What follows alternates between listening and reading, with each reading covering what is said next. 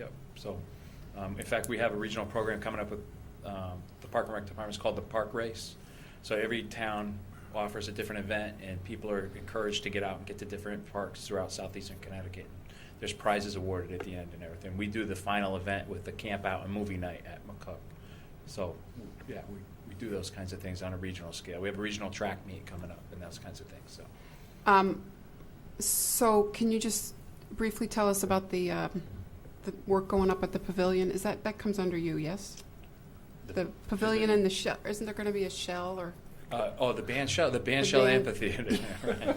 Okay. So there's stuff up there. Yeah. So we've started a committee to look at a band shell amphitheater at McCook, and so we have the members of the Lions, Rotary, East Lyme Public Trust Foundation, a Park and Rec Commission member, myself, Mark attended the first meeting to look at possible funding, location, and design of a amphitheater band shelter at McCook.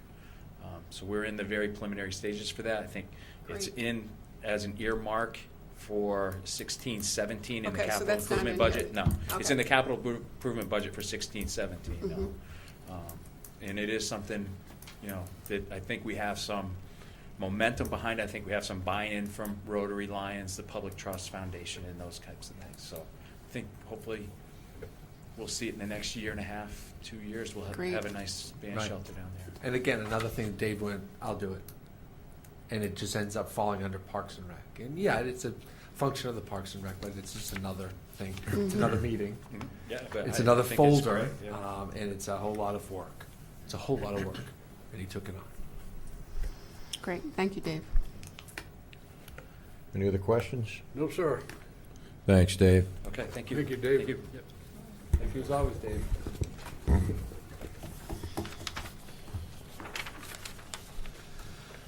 Moving along to public discussion. I see no one from the public here, so there's not much to discuss. Board comment? I think everybody got additional information in their packet. Yes. I believe Anna has done a whole lot of work since our last meeting and crunching some numbers as requested. So she's going to deliver some information to you.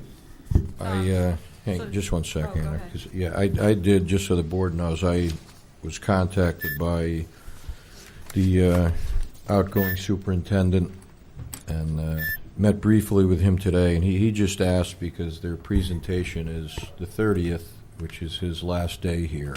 So if anybody's had a chance to review, or if they would like to review the budget and get any other questions or requests for additional information, I would recommend that, so we're more prepared. So send them to you, and you'll forward them? You could send those to me, and I will forward them to Anna.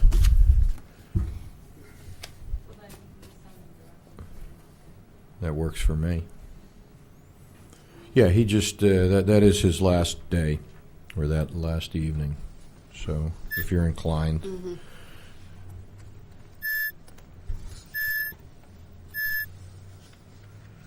Go ahead, Anna. So at the last meeting, there were several items that the board had requested, and so they were all in your green folder this evening.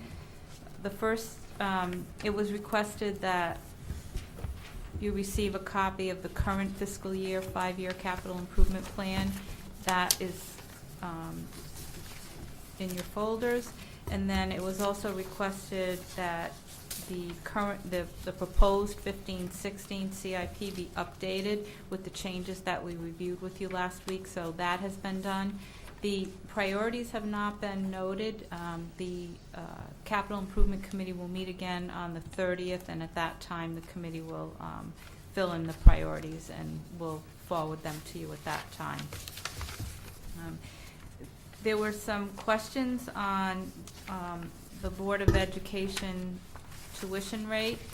I had previously sent over an email requesting the information on what the current year tuition rate is, and that is $11,404.02, and that's the base rate. So that would be for a normal, regular, a student that has normal needs. And then there's also a premium rate, which would be for special education students, and that's $24,700.25. So the town of Salem is billed on a monthly basis, depending on how many students they have in the system. There's they deal with that on a monthly basis. And then on March 9th, the board set the 15-16 rates. It's $12,209.77 for the base rate, and the premium rate is $26,359.48.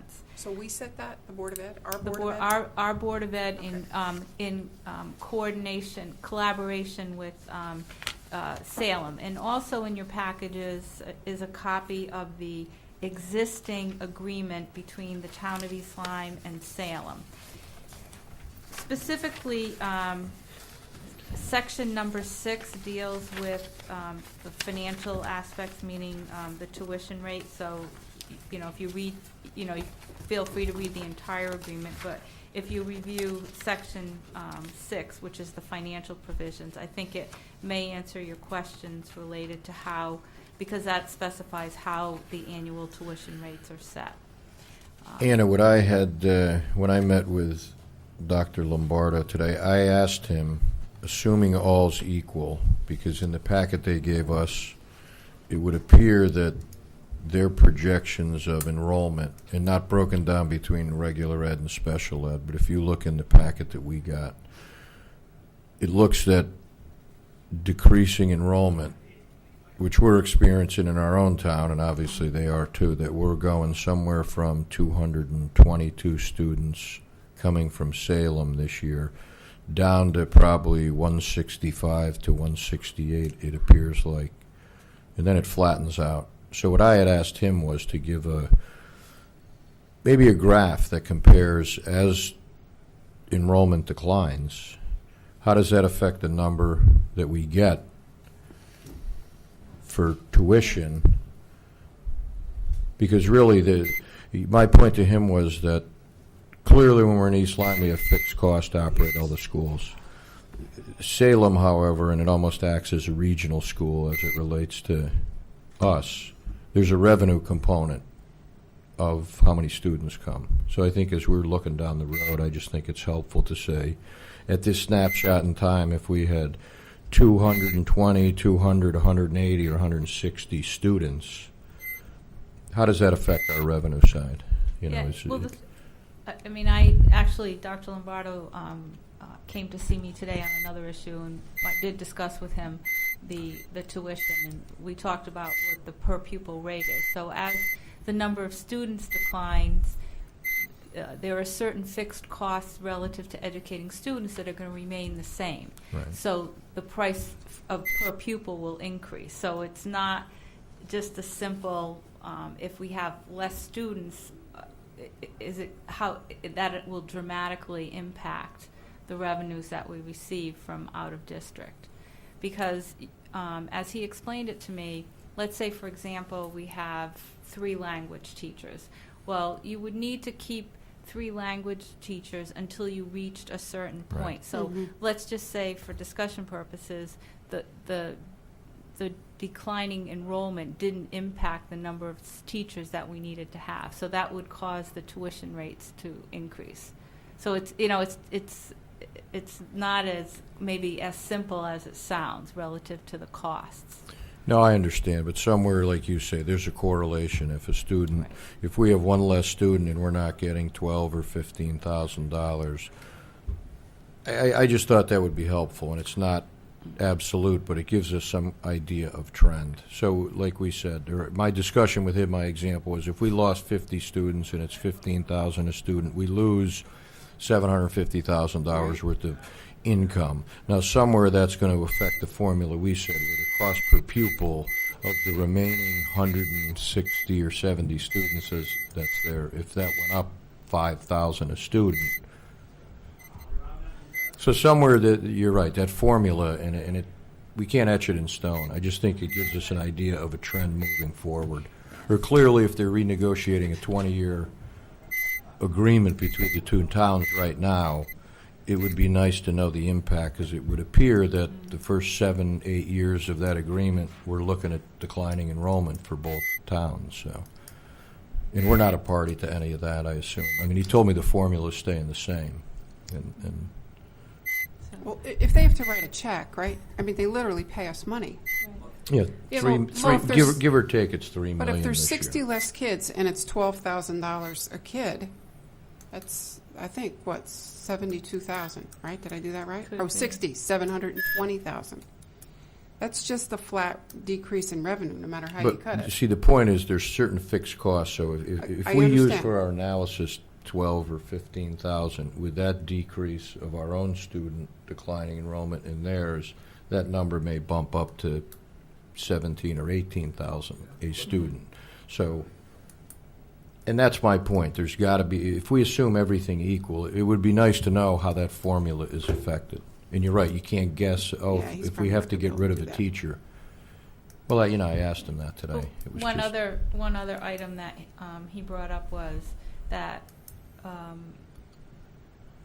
currently there are a certain number of students that attend the magnet schools.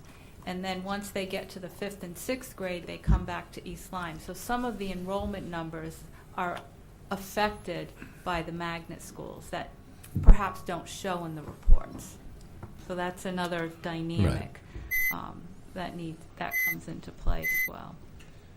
Steve, when you started digging into the revenue side of the Board of Ed and questioning tuition, I thought you were going to the place of they give us a revenue figure, and it might be right, and it might not be. And if it's not right, and they estimate it high, the town side takes a hit. We take a hit as a town that we don't have that revenue, but their budget remains whatever we give them. You're So the talking revenue- about their the- overall budget. We give them a budget, and if their revenue figures were off, they don't feel a pinch on that. That's why, for me, that was new as a citizen and not being sitting Well, in you front and of I the Board do. of You- Finance every year. yeah. I didn't realize that that's the case. That they're giving us a big increase, I think, in the revenue side this year, of a couple $100,000. They are. If they don't make that number, we as a town, the town's budget's going to feel it, or the overall budget Well, will it- feel it- it for the town, but not their specific budget. They So- lag, right? Isn't that where that comes from? Well, the reconciliation waits till the audit, so somewhere, if they're going to do a credit, They don't do if that. they've overpaid, they have a surplus, and we technically owe them money back, or vice versa. But Mark, we were talking about two different things. So, Yeah. I was looking at I agree. I just thought their that- revenue projections, because they have their own internal revenue projections. A line item in their revenue projections is tuition paid from Salem based on enrollment. And then there's various other revenue streams that come in from grants. So, yeah, I had told him we'll dig into it and either give you questions. But you're right, they're actually mutually exclusive, but they're both revenue streams. So what you and I were talking about was different than the tuition, but certainly pertinent to, if they're forecasting revenue and coming to us for a balance, right, and their revenue is either lower than they project or higher than they project. So, yeah, that's the kind of stuff we're kind of Yeah. Appreciate it. historically going back and trying to reconcile. Yeah. Are we closed here on this conversation? I didn't mean to cut you off. I was going to ask you about something different. I think so. If I could just go over the rest of Oh, the items. sure. Yeah, Sure. you had what, Okay. the building official impact? Yeah, so if you look, in the way the budget stands now, it has a part-time, it's a part-time with a $43,000 salary allowance, and I, list the payroll taxes and the workers' comp, so that would be just under $47,000. If we were to increase it to the full-time request that Mr. Smith originally requested, then with the other fringe benefits related to the position, it becomes an $85,000, $620. Right. So we're at position. 39,000 is our There's a impact difference, based right. on a full-time. And what do we say, how many hours? We were going from, what, 40 to 28? That's really adding 10 hours onto that Right. person's schedule costs us $40,000 more. Right. because we would go, 28 to 37.5. 37. Okay, right, so it's not even. Yeah, 9 hours, you're right. Okay, yeah, that was something that was just presented at the Yeah. last meeting, Lise. Okay. Then, And then the other item was the unaffiliated wages that Ms. Alberti had pointed out. When working on the budget, for the amended column, instead of using the real amended column, I used my wage worksheet to fill in both of the columns, and that's what the difference was. So I just kind of did a spreadsheet for you so you could see how the numbers should have been. And then there's a few that are a little strange, so I put little notes on the right-hand column. So what's in the proposed column is actually correct. We were thinking that maybe the numbers were too high, but they're not. And then the last item was that it was requested to see what the current debt looks like. So as of July, after we did the refunding, this is what the schedule looks like. Your note that it doesn't include the water project. The regional interconnection. When Is I redo all of that, it'll include that, but just so that I could provide you with something. Yeah, no, to that's see. fine. I just wondered, should that change significantly? Well, the regional interconnection payments are $392,000 a year. So that's a chunk. That is, does Okay, make a difference. so that, it will change. And then the other item is this booklet, and this is actually something that the Board of Education sent over, actually at the request of Mr. Nickerson. This is like an additional booklet that the Board of Ed publishes for their adopted budget, and it deals on a program-by-program basis relative to the proposed budget. So that's just additional information. That's what the email said. Okay, so that's all He I have. likes- I don't know. he likes the colored pictures. It was Did you, Maybe my question was misinterpreted. did you tell us at the last meeting, were you meeting with the DEP on that, or is that next week? Mobile station. Yeah. A preliminary meeting happened, and there's several others in discussion Okay. that could happen. I'm getting conflicting information, frankly. So I got to get my information together. I get one source from DEP saying one thing and one another, and that's okay. At least there's discussions happening and conversations and people stepping out willing to help. So I might know more on Monday or the next time we meet to put something out on camera. 2 questions. So I recall, unless I'm mistaken, Annie, you were talking in the past this year about our phone contract, and I thought I heard you say that we were looking at different vendors or trying to, because that was going over budget a little bit. Do I remember that accurately?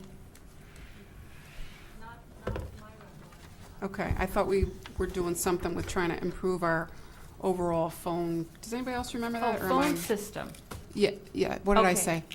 Okay, well, I thought Phone. I thought Okay. you were talking about like individual cell phones. I didn't exactly know what it was. I just remember you saying we were looking at it from a big picture standpoint, and I wondered if there was anything you wanted to discuss with us about it for next year. Well, actually, we do have in the capital plan to get a new phone system for the town hall. Okay. And then on the cell phones, as Mr. Bergaw mentioned, we reviewed like all the cell phones we have, what everybody has, and made changes that were appropriate to what our employees needed. We found there were items that we had that we found we really didn't need, so we I'll bet. stopped those.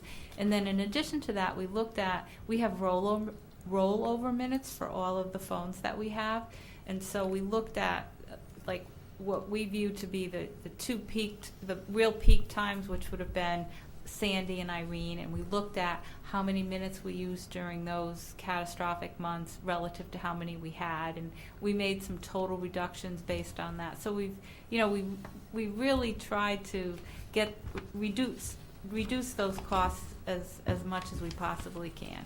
So, and were those efforts fruitful? Did we? Oh, we did. Yeah, yes, okay, good. yes. My second question is, so when do our union negotiations come up? They're starting now.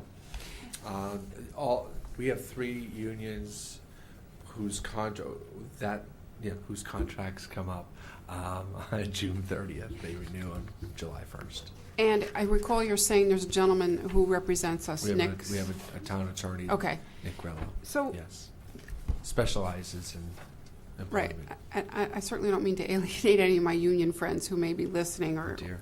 but do we negotiate that? I mean, do we try to look and see how we can, because every year we get those in the budget, and we just say, it's the longevity, it's all these, and it almost feels like we have no control over that. I wondered if we're really taking a step back and looking at that, because a lot of people aren't in the non-union world are not getting 3% Yeah. increase in salary. Right.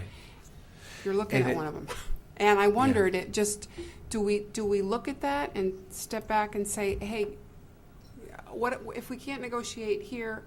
Where can we? If this is the pot of money we have for the union, where would you like to see it spent, rather than having them tell us what they want?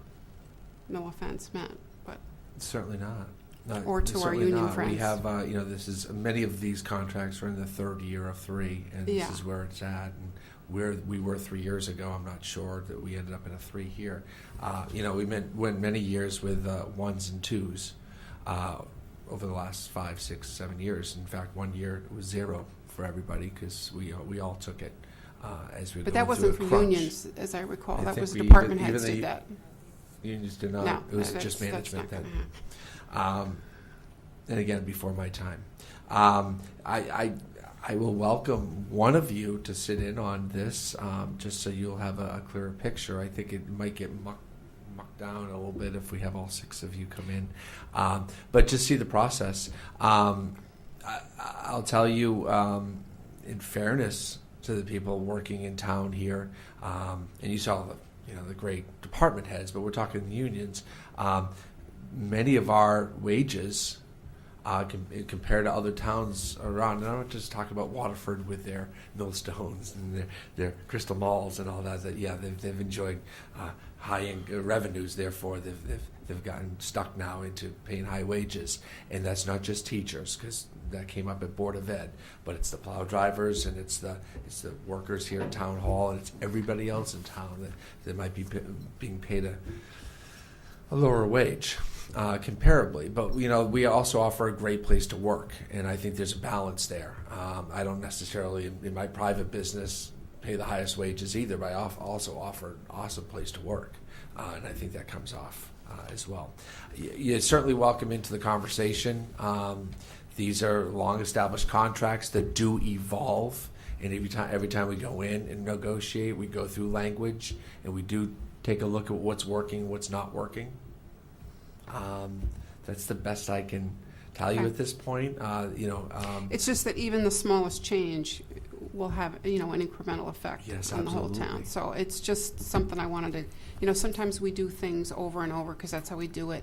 That's what we all do. We're all Yeah. used to it. And when we can get a different set of eyes or a different person at the helm, sometimes we can improve things that we didn't think we could, is all I'm trying to bring up. We could certainly ask, and when we go into this, and there's a new union representation in town, going from one union group to another, and my Groups guess here. is they're going to want to, kind of make a difference for their members, and show that they're the new guy in town, and want to go fight for them, and it's a new guy at town hall too. So I certainly want to fight for the town and find a balance, because we have great No, I people that work understand. for us, and they need to be paid a fair wage, but we need to come in at a realistic price as well. Right, because it's not you're just right. wage either, it's costs. I don't mean to imply they're not worth it, but. Yeah, but this benefits- 3% is killing us, no Right, doubt but about there's- it. But there's benefits and there's Yeah. all that other business. And But as you can anyway, see- you know where I'm coming from. Absolutely, and as you can see, and you already know this, you're Board of Finance, but when we looked at that part-time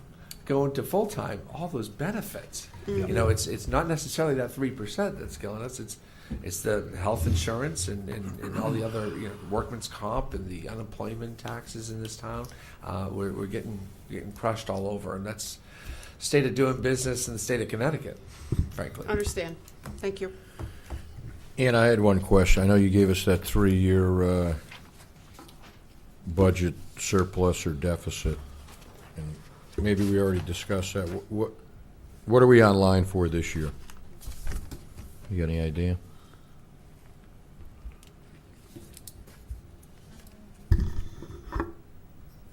More in line with last year, 4, maybe 500, Yeah, depending okay. on how things go. Okay.